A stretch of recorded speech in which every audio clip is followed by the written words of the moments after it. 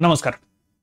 या व्हिडिओमध्ये अगदी बेसिक पद्धतीत बघूया की काल डोनाल्ड ट्रम्प म्हणाले की भारतावरती आधी त्यांनी सांगताना 26% टॅक्स सांगितलं बरं का, आणि नंतर जेव्हा ऑफिशियल नोटिफिकेशन आलं तेव्हा त्यांनी त्याच्यामध्ये 27% टॅक्स आम्ही भारतावरती टाकतोय असं स्पष्ट केलं.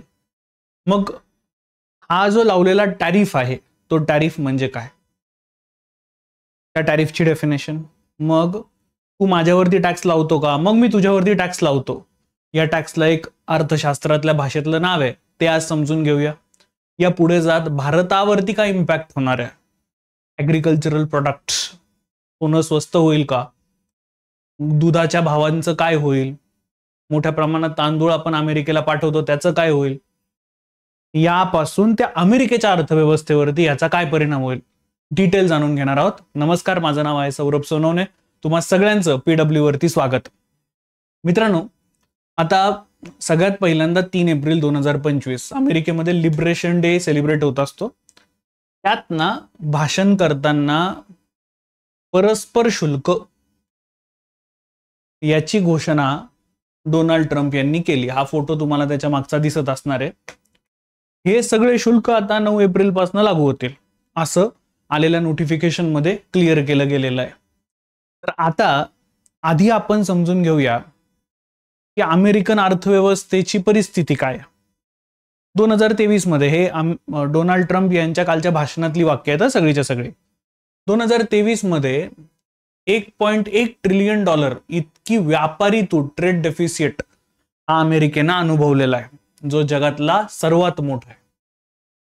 यावरती बोलताना डोनाल्ड ट्रम्प काय म्हणतात जरा नीट बघा. ट्रम्प यांनी शुल्क परस्पर न्याय या तत्वावरती असल्याचं सांगितलं की तू माझ्यावरती टॅक्स टाकतोय ना, चल आता मी पण तुझ्यावरती टॅक्स लावणार. म्हणजे काय, एकदम साध्या भाषेत सांगायचं ठरलं तर अमेरिकेतनं भारतात ज्या वस्तू येतात आहेत त्यांच्यावरती भारत मोठ्या प्रमाणात टॅक्स लावतो. मग अमेरिकेनं भारताला विचारलं, मग तुमच्याकडनं येणाऱ्या मालावरती आम्ही का नको टॅक्स लावायला. त्यावरती आधारित ते म्हणतात की आम्ही परस्पर न्यायाचं तत्व याच्यावरती आधारित तुमच्या बरोबर बोलतोय. याच्यात दिसत असताना नावं कमी दिसतात, 50-55 लोकांची, पण त्यात युरोपियन युनियन आहे हे विसरता कामा नये. युरोपियन युनियन मध्ये 20 पेक्षा जास्त देश आहेत. तर जी यादी आली आहे त्याच्यानुसार 100 पेक्षा जास्त देशांवरती या रेसिप्रोकल टॅरिफ म्हणजे काय, परस्पर शुल्कांचा इम्पॅक्ट होणार आहे. तू माझ्यावरती टॅक्स लावला, मी तुझ्यावरती टॅक्स लावतो, रेसिप्रोकल टॅक्स. भारतावरती ट्रम्पनं 27% टॅरिफ लावलेला आहे. आधी तो 26 होता, नंतर नोटिफिकेशन मध्ये तो 27 झालेला आहे. चीनवरती आधीच 20% लावलेला होता, अजून वर्ण 34% टाकला. बांगलादेशावरती 37%, युरोपियन युनियनवरती 20%, साऊथ कोरियावरती 25%, जापानवरती 24%, व्हिएतनामवरती तर 40%पेक्षा जास्त आहे. आता ह्याचे होणारे कॉन्सिक्वेन्सेस त्याकडे आपण जाऊया.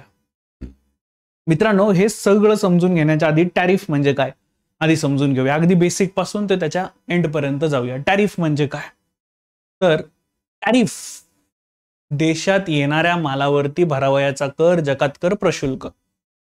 उदाहरणार्थ समजा इलॉन भाऊ मस्कची टेस्ला मी इंडियामध्ये आणतोय.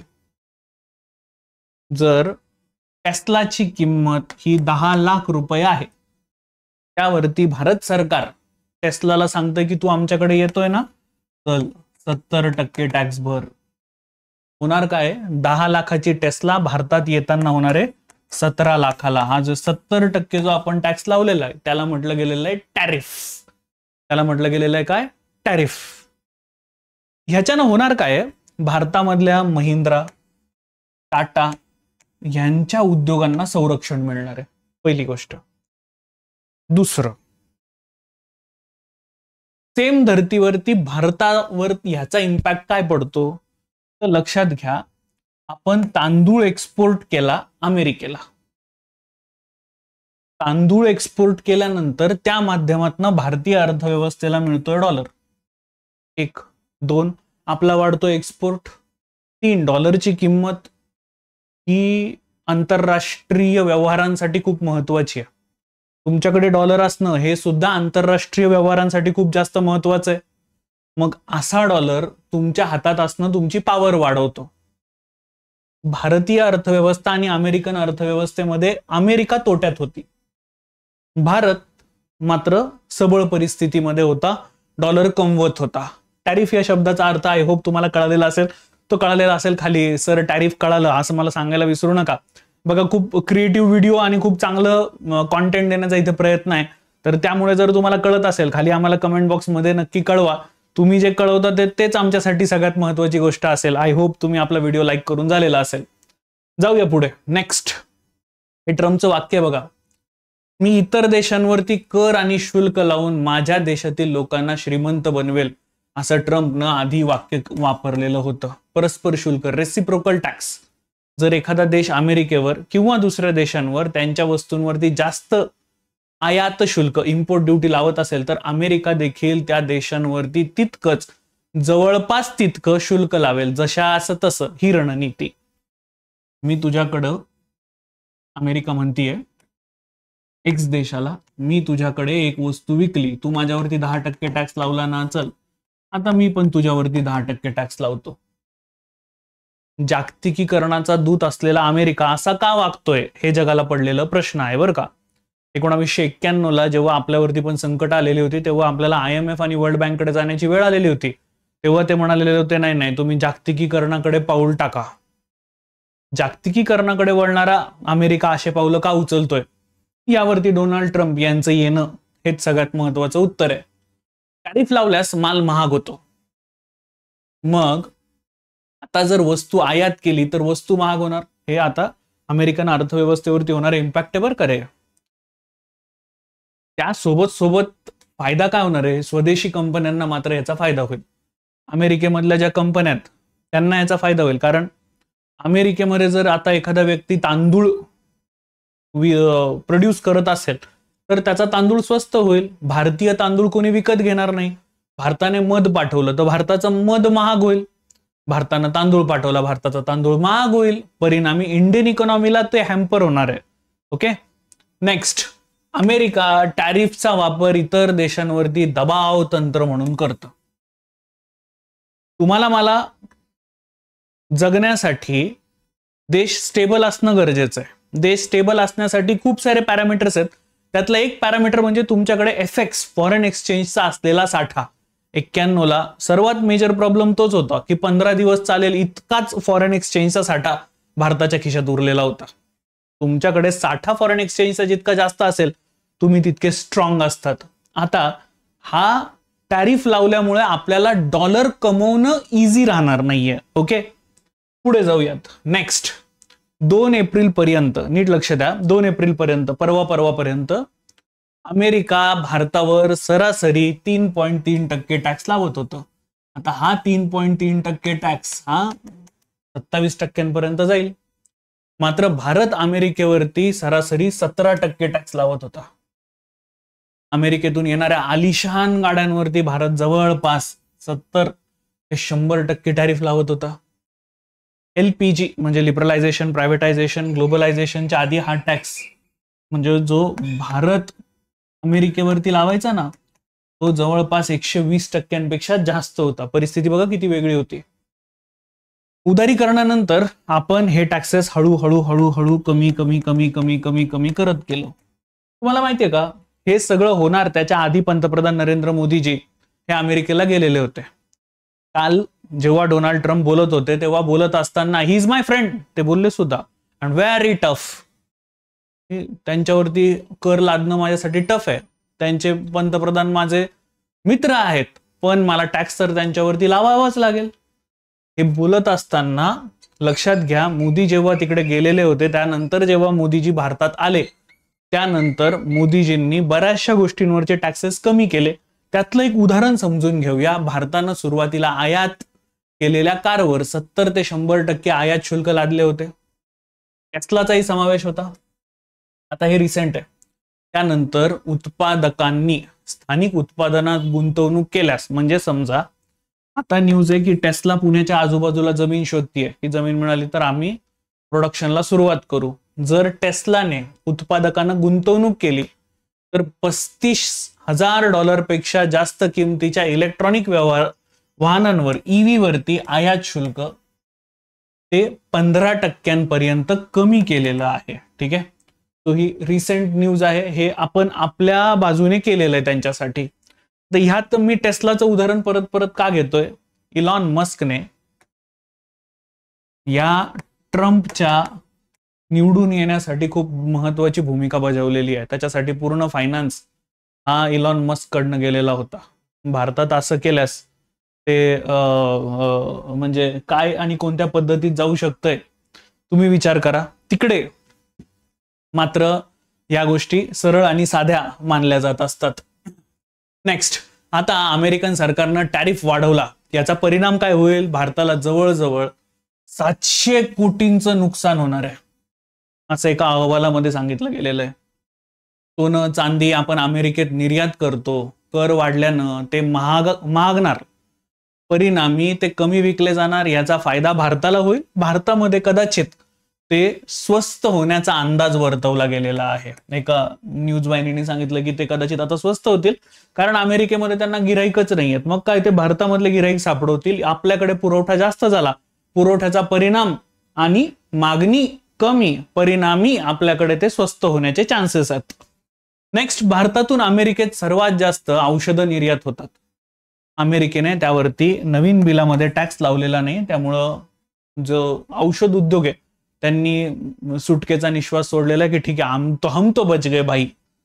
नेक्स्ट, पुढे जात असताना भारत हा जगातला 8वा मोठा कृषी उत्पादक, एक्सपोर्ट करणारा देश आहे.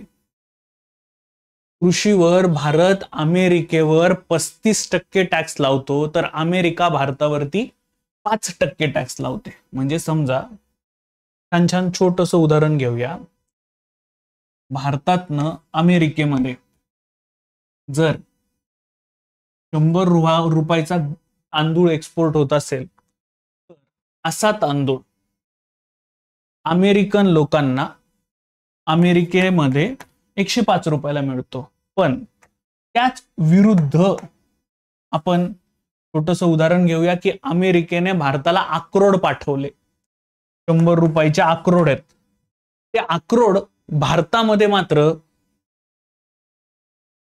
35 रुपये टॅक्स त्यांच्यावर लागल्यामुळं 135 रुपयाला मिळायचे. मस्त आहे की नाही? तर बघा, हा दर आता 27% होईल. म्हणजे काय, तर आता जेव्हा भारतातला तांदूळ अमेरिकेत जाईल तो 105 रुपयाला नाही, 127 रुपयाला मिळणार आहे. भारत अमेरिकेला प्रामुख्यानं तांदूळ, मध, मसाल्याचे पदार्थ, कोळंबी निर्यात करतो.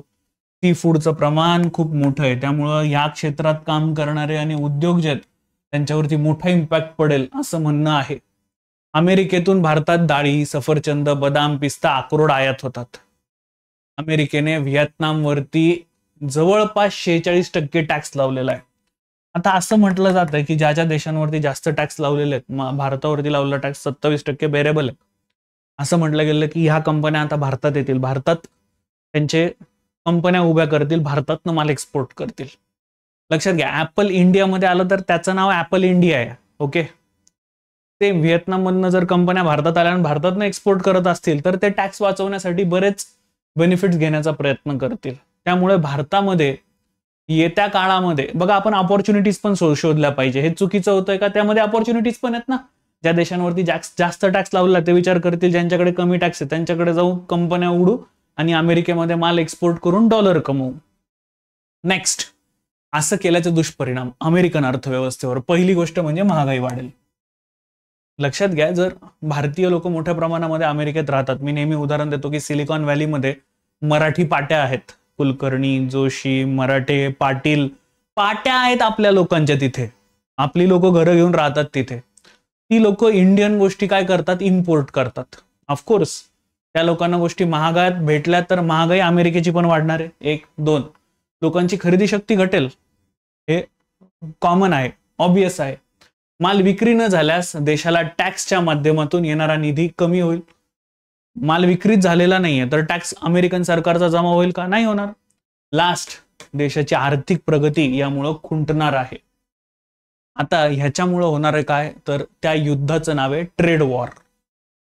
म्हणजे तुम्ही आता जे थंबनेल आमची पाहिली होती त्याच्यावरती मी सर्वात शेवटी जातोय, ते म्हणजे ट्रेड वॉर. तू माझ्यावर टॅक्स लावतो का, चल मी पण तुझ्यावर टॅक्स लावतो. हे बघा इथे छोटंसं मी तुम्हाला अमेरिका आणि तिकडे चायना, तू माझ्यावर टॅक्स लावतो का, मी पण तुझ्यावरती टॅक्स लावतो. लावा निशाणा, रेडी एम, लावा निशाणा. ह्यामुळं ट्रेड वॉरला सुरुवात होणार आहे. समजा तुम्ही एका देशावर टॅरिफ लावले तर तो देश पण तुमच्यावरती टॅरिफ लावणार. याचं रूपांतर व्यापार युद्धांमध्ये होणार आहे. ट्रेड वॉर्स मध्ये या सर्व गोष्टींचं काय होणार आहे, रूपांतर होणार आहे. ओके, तुम्हाला आय होप या सर्व सत्राची मूळ गाथा कळालेली असेल की ह्याचे इम्पॅक्ट जसे आपल्यावरती होणार आहेत तसेच अमेरिकन अर्थव्यवस्थेवरती पण ह्याचे इम्पॅक्ट होणार आहेत. ट्रेड वॉरला ह्याच्यामुळे सुरुवात होते का, हाच महत्वाचा प्रश्न आहे. व्हिडिओ तुम्हाला कसा वाटला आम्हाला खाली कमेंट बॉक्समध्ये सांगायला विसरू नका. थांबतो इथे. जय हिंद, जय महाराष्ट्र.